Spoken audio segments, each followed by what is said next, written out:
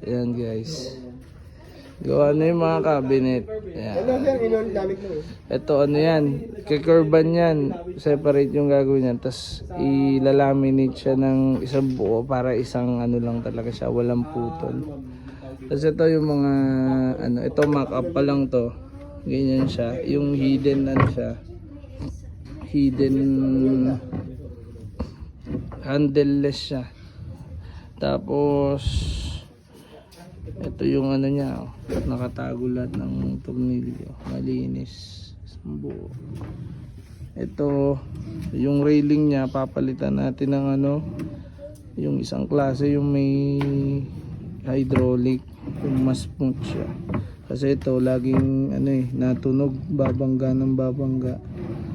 Pag yung hydraulic kusa siyang sasara, smooth siya, lalapat. Ayan. Saka ito. Kasi yun pa. Pang ano yun, idudok lang dito. Ayan. Saka yung isa. Meron ding ano yan. Meron ding cabinet yung isang yan. Ayan. So guys, so, malinis yung gilid. Walang tornilyuhan. Ito naman, fluted panel yan. Kaya may lampas dyan. Lalagyan pa yan ng fluted panel. Ito yung sample.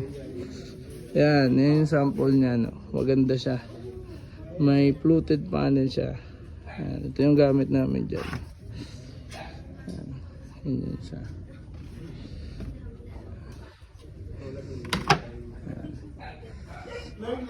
Yan ang gumagawa sina ano, Sir Chad. Yan, ito kakurban yan. Ang curve kasi medyo challenging talaga yan eh. May technique na ginagawa sila dyan. Tapos saka ilalaminate.